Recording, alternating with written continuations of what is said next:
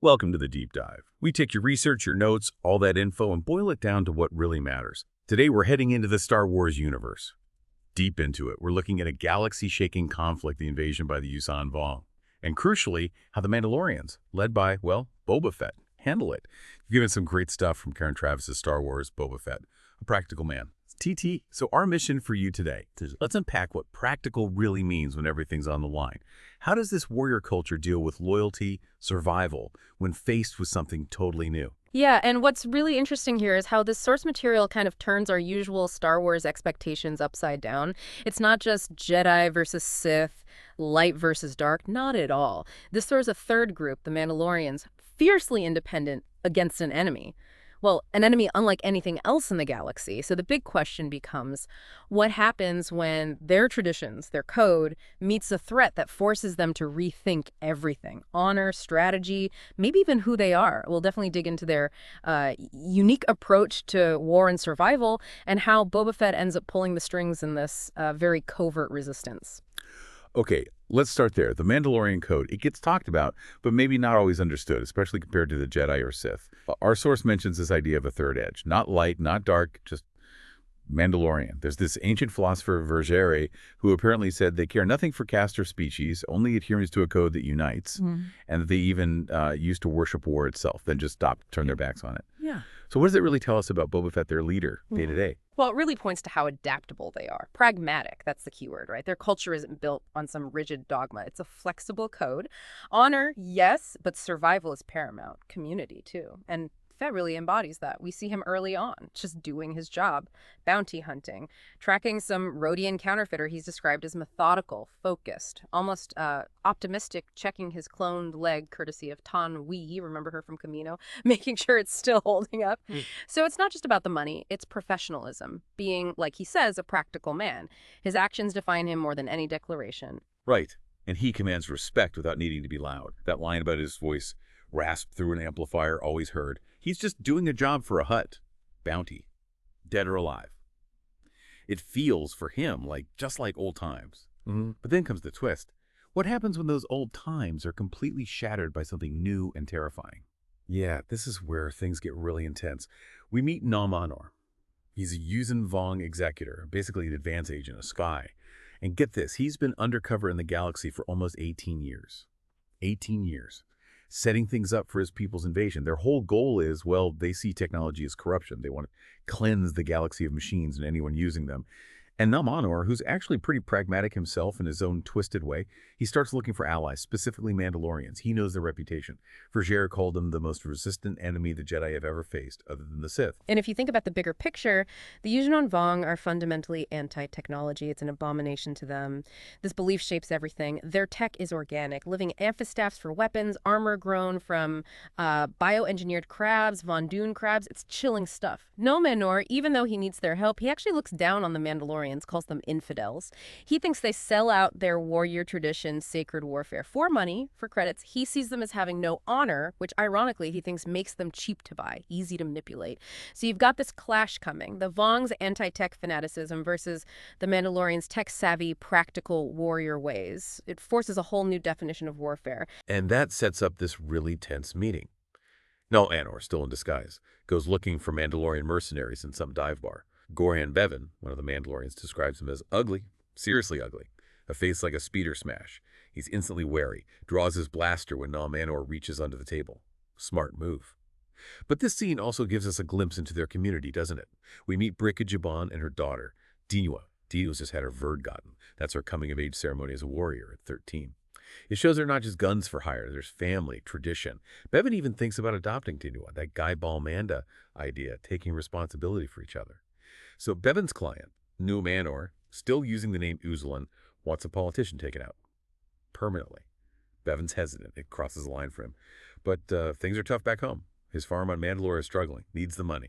So he goes to the top, to Boba Fett, the Mandalore. And Fett gets it. Just says, you need those credits, 100,000 credits. Fett figures it's worth the potential trouble. But what happens when Fett and Bevan actually go to meet this client, who then reveals he's Nom Anor, a Yuuzhan Vong executor? What do they find? Oh, this is where the stakes just skyrocket.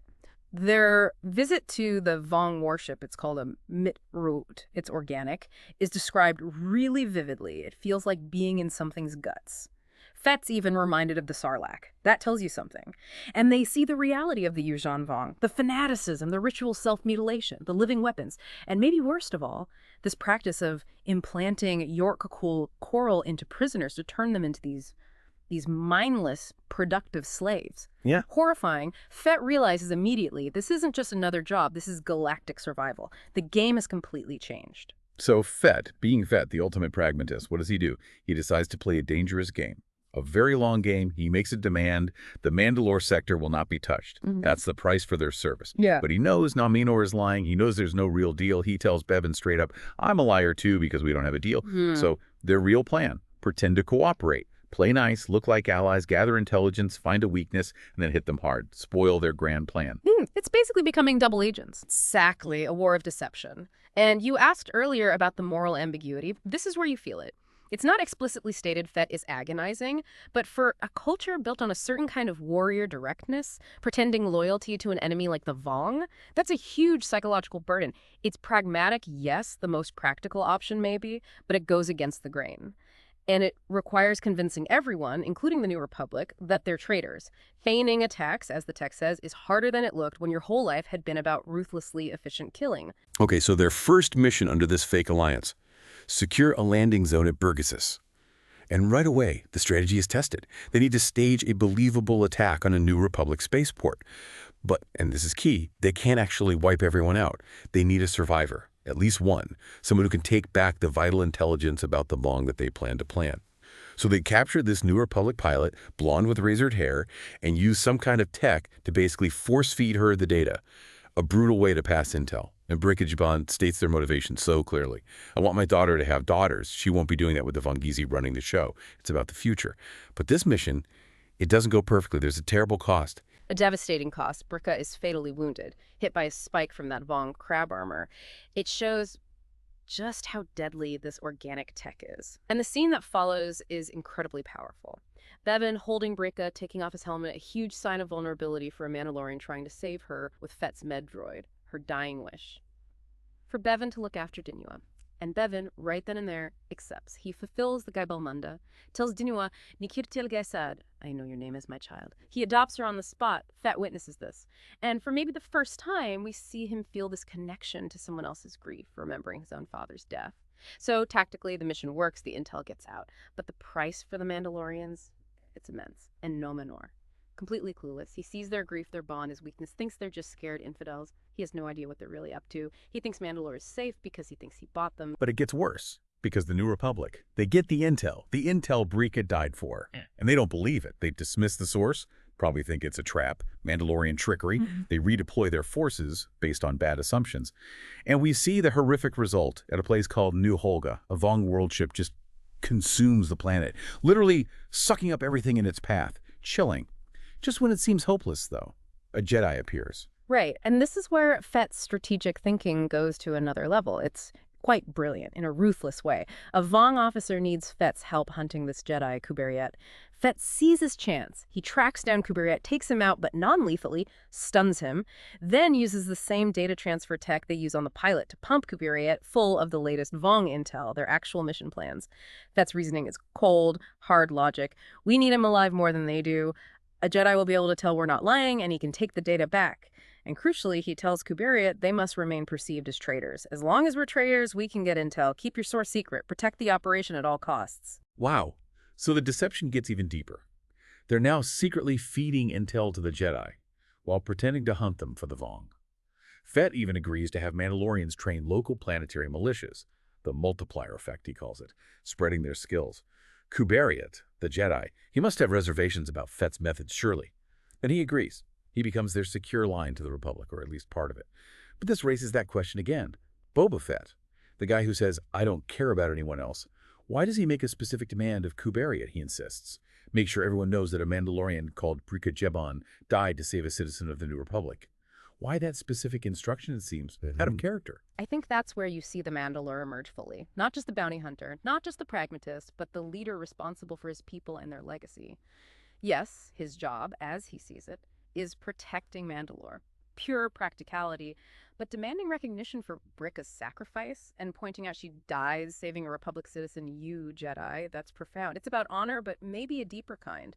It's about ensuring her death wasn't meaningless in the wider galaxy, even while they maintain this facade of betrayal. It's a recognition of their true allegiance, hidden in plain sight. It connects back to that community responsibility, the Guy Balmanda. And it hints at their long-term strategy, too, this concept of Boslan Chauvelin, strategic disappearance.